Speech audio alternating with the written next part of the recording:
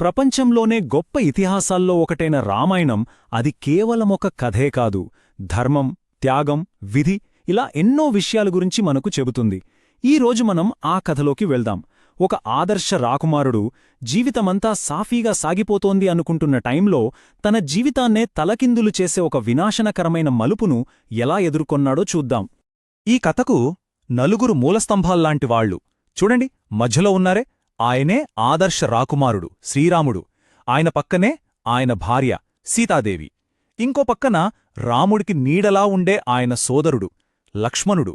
మరి కింద మోకరిల్లి ఉన్నాడే ఆయనే హనుమంతుడు. ఆయన భక్తి గురించి ఎంత చెప్పినా తక్కువే. అసలు ఈ నలుగురి ప్రయాణమే రామాయణమంటే. విన్నారా ఈ మాటలు? ఇవి మన కథానాయకుడు శ్రీరాముడి వ్యక్తిత్వానికి అద్దం పడతాయి. ఆయనెలాంటివాడో ఈ ఒక్క వాక్యం చెబుతుంది. అంటే కేవలం నిజం చెప్పడం మాత్రమే కాదు, ధర్మాన్ని తెలుసుకుని ప్రజల కోసమే జీవించడం. ఇవే కదా ఆయన్ను ఆదర్శపురుషుడుగా నిలబెట్టాయి. సరే, ఇంతకీ కథలో ఈ విషాదకరమైన మలుపు రాకముందు రాముడు ఎలాంటివాడు? ఆయన్ను అందరూ ఎందుకు అంతలా ఆదర్శ రాకుమారుడు అని పిలిచేవారు? అదేంటో ఇప్పుడు చూద్దాం.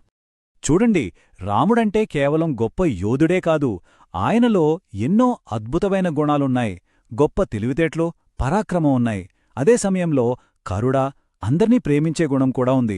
తన కర్తవ్యం అంటే ధర్మం విషయంలో అస్సలు రాజీపడ్డు. వేదాల్లో, విలువిద్యలో ఆయనకు ఆయనే సాటి. అందం, బలం, ఇక ఓర్పైతే ఏకంగా భూదేవితో పోలుస్తారు. అన్నిటికన్నా ముఖ్యమైనది, ఎప్పుడూ ఎలాంటి పరిస్థితిలోనూ అబద్ధం చెప్పనివాడు. ఇన్ని గుణాలున్నాయి కాబట్టే ఆయన తిరుగులేని వారసుడయ్యాడు.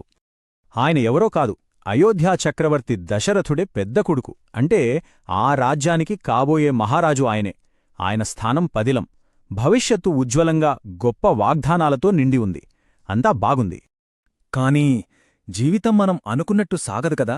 అంతా స్థిరంగా ఉంది, గొప్ప భవిష్యత్తు కళ్లముందుండి అనుకుంటున్న ఆ క్షణంలోనే విధి ఒక నాటకీయమైన మలుపు తీసుకుంది. రాముడి జీవితం, ఆయన భవిష్యత్తు అన్నీ అకస్మాత్తుగా చాలా అన్యాయంగా మారిపోయాయి. అసలేం జరిగిందంటే, దశరథ మహారాజు తన ప్రియమైన కొడుకు రాముడికి పట్టాభిషేకం చేద్దామని నిర్ణయించుకున్నాడు. కాని సరిగ్గా అప్పుడే ఆయన భార్య కైకేయిరాణి ఆయన గతంలో తనకిచ్చిన 2 వరాలను గుర్తుచేసింది. ఆ వరాలేంటో తెలుసా? ఒక క్రూరమైన మలుపు. తన సొంత కొడుకు భరతుణ్ణి రాజుని చెయ్యాలి, ఇంకా రాముణ్ణి 14 ఏళ్లు అడవికి పంపాలి.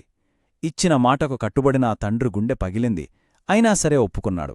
కాని ఆ బాధను తట్టుకోలేక కొద్ది కాలంలోనే దుఃఖంతో చనిపోయాడు. ఇక్కడ చూడండి రాముడి గొప్పతనం. తన తండ్రి గౌరవాన్ని నిలబెట్టడం కోసం రాముడు తన విధిని ఒక్క మాట కూడా ఎదురుచెప్పకుండా అంగీకరించాడు. ఆలోచించండి, చేతికి రాబోతున్న రాజ్యాన్ని, అధికారాన్ని అన్నీ వదులుకున్నాడు. ఎందుకంటే ఆయనకు వాటికంటే తండ్రి మాట నిలబెట్టడం, ధర్మాన్ని పాటించడం ముఖ్యం. అయితే ఈ కష్టకాలంలో రాముడు ఒంటరిగా వెళ్లలేదు. ఆయన భార్య సీత చంద్రుడి నుండి చంద్రకాంతిని ఎలా వేరుచేయలేమో అలాగే నేను మిమ్మల్ని విడిచి ఉండలేను అని చెప్పి రాజభోగాలన్నింటినీ వదిలేసి ఆయనతో బయలుదేరింది. ఇక ఆయన తమ్ముడు లక్ష్మణుడు గురించి చెప్పాలంటే తన అన్నను ఒక్క క్షణం కూడా విడిచి ఉండలేకపోయాడు. అన్నకు సేవ చేయడమే తన జీవితం అనుకుని ఆయన కూడా వాళ్లతో అడవికి బయలుదేరాడు. అది వాళ్ల అనుబంధం. ఇలా రాజ్యాన్ని, రాజభోగాలను వదిలి ముగ్గురూ అడవిలోకి ప్రవేశించారు. వాళ్ల ప్రయాణంలో తర్వాత ఏం జరిగింది? అడవిలో వాళ్ల జీవితం ఎలా సాగింది? ఆ అరణ్యవాసం వాళ్లని ఎలా పరీక్షించింది? కథలో అతిపెద్ద ఘర్షణకు ఎలా దారితీసిందో చూద్దాం. చాలా సంవత్సరాల పాటు దండకారణ్యంలో వాళ్ళు చాలా సరళమైన, ప్రశాంతమైన జీవితాన్ని గడిపారు. అంతా బాగుంది అనుకున్నారు. కాని వాళ్ల శాంతి ఎక్కువ కాలం నిలవలేదు. వాళ్లని ఓ పెద్ద తుఫాను సమీపిస్తోంది. ఆ తుఫానే లంకాధిపతి రాక్షసరాజు రావణుడు. అవును, వాళ్ల ప్రశాంతత రావణుడి కంటపడింది. ఇక అతని ప్రవేశంతో వాళ్ల జీవితం శాశ్వతంగా మారిపోబోతుంది. రావణుడు చాలా తెలివైన మోసానికి తెరలేపాడు. ముందుగా ఒక మాయా బంగారు జింకను సృష్టించాడు. దాన్ని చూసి సీత ఎంతగానో ముచ్చటపడింది. ఆమె కోరిక తీర్చడానికి రాముడు ఆ జింక వెంట వెళ్లాడు. ఇది మొదటి అడుగు. తర్వాత రాముడి గొంతుతోనే కాపాడండి అని ఒక అబద్ధపు అరుపు సృష్టించాడు. అది విని లక్ష్మణుడు కూడా అన్నకు ఏమైందోనని ఆశ్రమం వదిలి వెళ్ళిపోయాడు.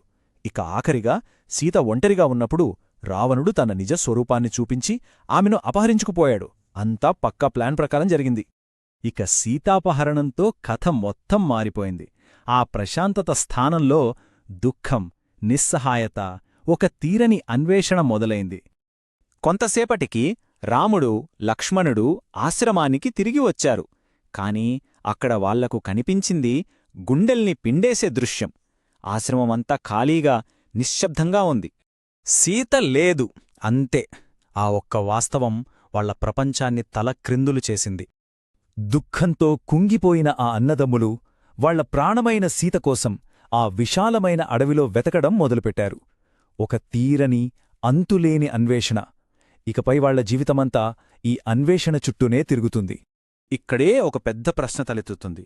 మనం నమ్మిన ధర్మమే మనల్ని ఇంతటి కష్టాల్లోకి నెట్టినప్పుడు ఒక హీరో తన దారిని ఎలా కనుక్కుంటాడు, ఎలా ముందుకు సాగుతాడు?